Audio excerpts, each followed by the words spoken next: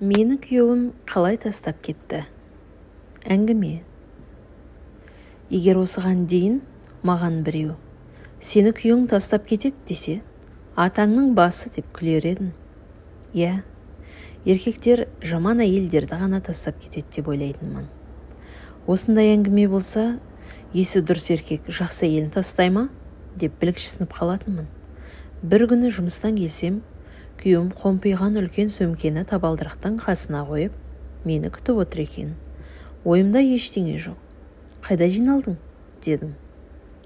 Өз басым күйеуімнің не істеп, не қойып жүргенін ілуде бір сұрайтынмын.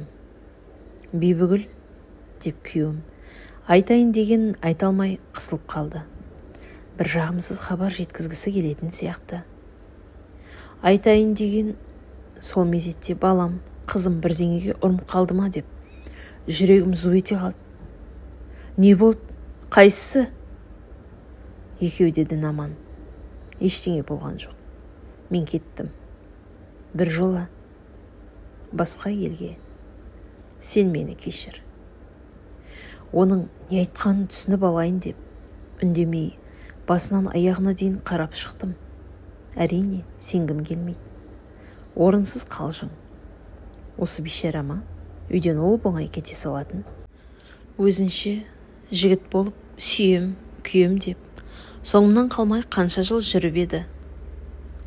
Қайда барсаң, онда бар, деп дөрекі жауап берін. Бибігүл, қайтесің? Өмір болған соң, балалар ер жетті, түсінетін шығар. Мен олар тастамайым, сен де. Егер ақша керек болып қалса, хабарлас. Мен сонда ғана оның шынымен бір жола кетіп бара жатқанын түсіндім. Күлкі қысқандай бола ма? Намыстан өліп барам. Өмір одан бірдеңені жалынып сұрап көрген жоқ едім. Бұл жолы да содан таймадым. Кетем десең, жолың әне. Етігімді шешпестен төр бөлмеге өтіп кеттім. Оның үйден қалай шыққанын көрген жоқпын. Киімімді ауыстырып, қайта шықсам, із-түзі жоғалып үлгеріпті. Ас бөлмеге кірдім. Шағын кастрөлден дәмді иіс аңқып тұр. Самат пісіріп қойыпты. Жұмыстан ерте келген ғой. Мүмкін демалыс алған шығар. Мен оның қай ауысымда жұмыс істейтінде білмейді екенмін. Қызықпаппын, сұрамаппын. Тамақ ішіп, жаным жадырап сала берді. Ыдыс-аяқ жудым, үй жинадым. Теледидардың алдындағы диванға көсіліп жаттым. Күні бойғы жұмыстан шаршадым. Ірі сауда орталығы директорының орынбасары болған соң, бірнеше бөлімнің жұмысын қадағалап, жүздеген құжаттың дұрыс толтырылуын тексеріп отырамын. Сондықтан көп жүруге тура келеді. Айлығы жақсы болған соң ғана шыдап жүрмін. Таңертең оянып, шкаф, ваннаны қарап шықтым. Күйеуімнің шынымен кетіп қалғанына тағы көзім жетті. Бірақ көңіл күйім бұзылған жоқ. Қайта бойымда бір сергектік пайда болды. Шифонердің іші босап қалыпты. Өзі дәп-дәу болып, жартысынан көбін алып жататын төсегім, ванна, тіпті үйім кеңіп қалғандай көрінді. Кеткені қайта жақсы болды. Керек едің сен маған, деп қоям. 22 жыл отасқан жарымның аяқ астынан мені тастап кеткенін түсіне алмасам да, еркіндік рахатына бөлендім. Өзімді тордан құтылған құстай сезіндім. Әдеттегіден ашырақ боянып, шашымды сәндеп тарадым. Бір тойға барарда арнайы сатып алған әдемі көйлегімді киіп, айнаның алдында айналып біраз тұрдым. Белім жуандап, иегімнің астын май басып, мойным қысқарып қалғандай көрінеді екен. Сонда да келбетім көз тартарлық.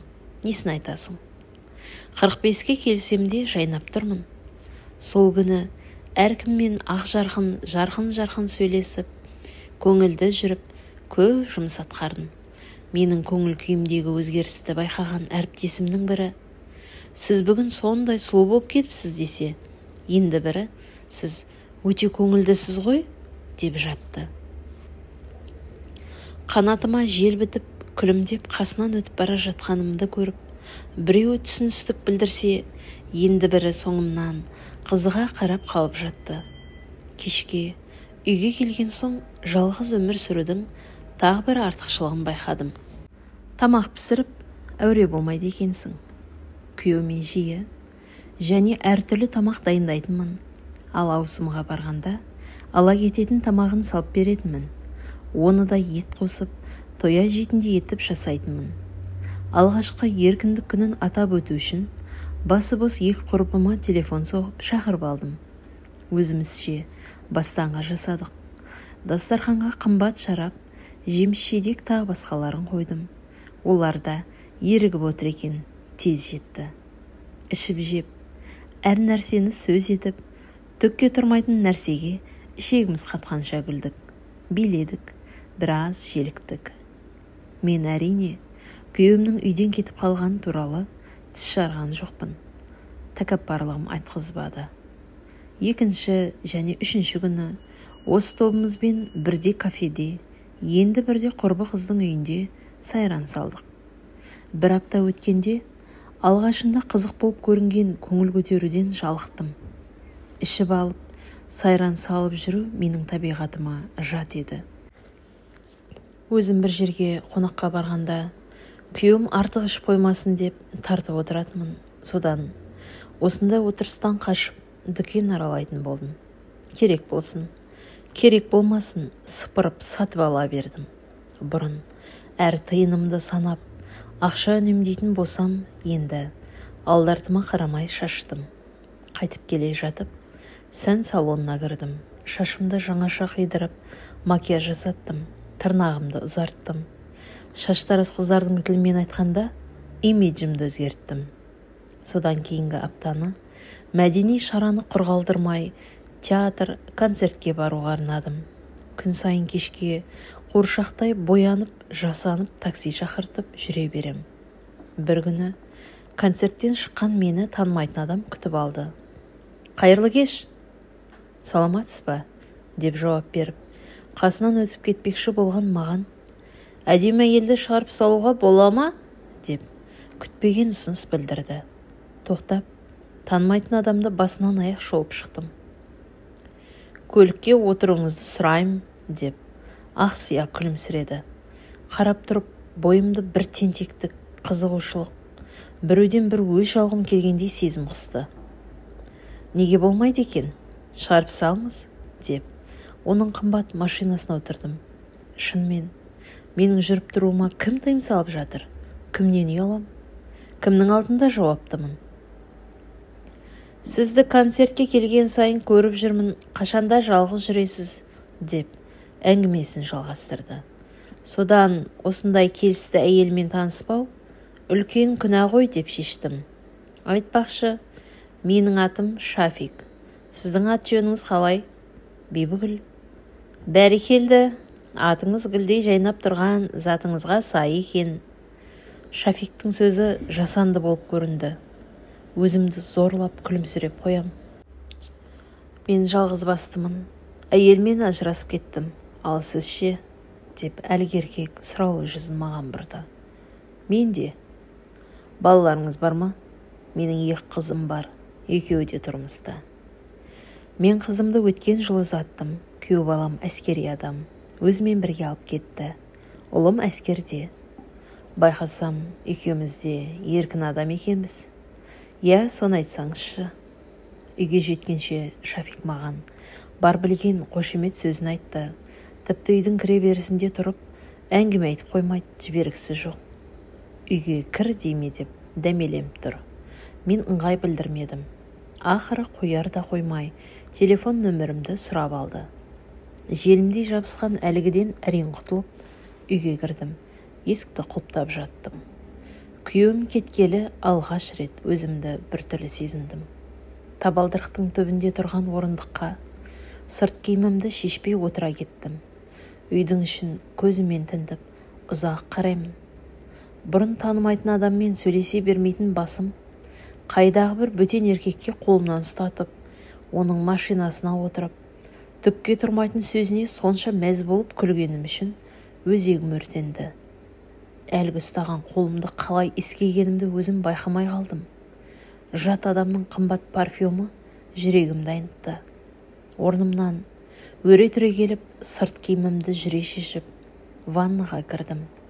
Бөтен иіссің қалғандай көрінген қолымды сабынмен жудым. Менің жалғыздығым екінші айға ұласты. Алғашқыдай емес, еркіндік сезімі солып қалды. Егер бұрын көңілім көпшіліктің ортасында болғанды қалап, жұмыстан асықпай қайтсам, енді үйге жеткенше асығатын болдым. Келген соң, баппен барлық ыдыс-аяқты жалтыратып жуып, жиһазды тап-таза етіп сүртіп шығам. Теледидарға жақындағым келмейді. Телефон шырылдаса көтермеймін. Тамақ пісірмеймін. Үйде тамақ ішуді қойдым. Жүдеп кеттім. Бірге жұмыс істейтін қыздар: «Бибігүл Болатқызы, тіпті сымбатты болып кеттіңіз. Қандай диета ұстайсыз?» деп сұрайтын болды. Олар қайдан білсін менің басымдағы жағдайды? Ешкім, керек десең көршілерім байқаған жоқ. Мұңымды айтып біреумен бөлісейін десем, бақытсыз сорлы болып көрінбейін деп намыстанам. Соңғы кезде күйеуімді жиі еске алатын болдым. Қайтейін, ол енді менің күйеуім емес. Айтпақшы, ол кімге кетті екен? Не қылған неме? Не сартып бара жатыр екен соншама? Бұл туралы ойланбаған екен мынау. Ойламаймын да. Баяғы құрып кеткір жалған намыс жібермейді. Балконда жатқан ескі фото альбом толы картон қорапты ішке кіргіздім. Самат екеуміздің жас кезімізде түскен суреттерді көрейін деп, біреуін қолға алдым. Қандай әдем болғанбыз деп, таң қалып қарап отырым. Мынау біздің үйлену тойымыз. Ал мынау тұңғыш баламыз туғаннан кейінгі сурет. Ал мына суретте Самат оның қолына алып түсіпті. Мына суретте қызын құшақтап отыр. Мына суретте мені рахаттана құшақтап тұр. Дәл осы жерде мені күні бүгінге дейін қоршап келген кірпіші менмендік пен тәкаппарлықтан қаланған қамалымның қабырғасы құлап түсті. Бойымды буған долылық, ішімді кернеген ыза көзімнен жас боп төгілді. Альбомнан еденге шашылып түскен суреттердің үстіне етпеттей құладым. Дауыстап жылап жатырмын. Жұбататын, басу айтатын адам жоқ. Шоқ, саған сол керек. Сонша жыл отасқанда, оның үсті басына немқұрайлы қараппын. Артық ауыз ақшаны төркініме асырып жіберетін жымысқылығым тағы бар. Ол аздай жан дүниеме жақындатпадым. Осының бәріне ол қалай шыдап келген? Күйеуімнің сөмкесіне симай қалған, тұмсығы мұжылған жұмсақ тәпішкесін, бір-екі сырт киімін, охота журналын ұқыптап сақтап қойдым. Бұрын күйеуімнің өзімен әрең сөйлесуші едім, енді оның қалған затымен сөйлесетін болдым. Жұмыстан келгенде тәпішкесіне сәлем деп, үй жинап жүріп, сағындың ба деп сұрап қоямын. Кейде есі дұрыс емес адам сияқты кеудеме қысып, мен де қатты сағындым деймін.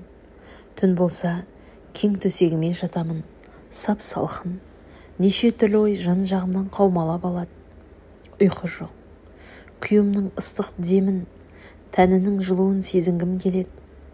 Өзіңнен басқа адам жоқтай жалпайып жатып алыпсың ғой. Тарт аяғыңды, зілдей қолыңды маған артпа. Онсыз да ыстықтап жатырым, деуші едім. Енді міне, созған қолым жетімсіреп қалған, салқын жастықты ғана сипалайды. Әр күнім, әр сағатым жанымды жеумен өтетін болды. Тәкаппарлығым, өзімшілдігім, оған деген селқостығым. Күйеуім шаршап келгенде күлімсіреп қарсы алмағаным үшін өзімді жазғырам. Лайықты көңіл бөлмедім деп өкінемін. Өздегенім болмаса, райымнан қайтпадым. Оған көңіл бөліп, мейір салмадым. Үйдің затындай көрдім. Несін айтайын, жетіп жатыр. Сауап болды. Күйеуіңнің қадіріне жетпесең, ендігі көрген күнің осы.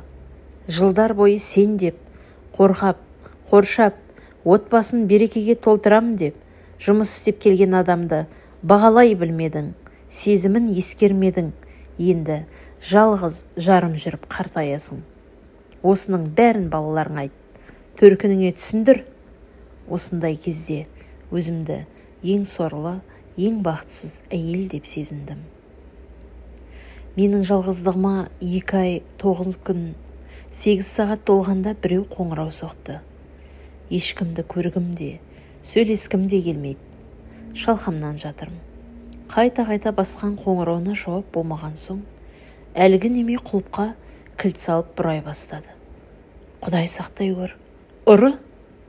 Атып тұрып, қолыма оқтау алып, дұшпанды бастан салып жіберуге дайындалдым.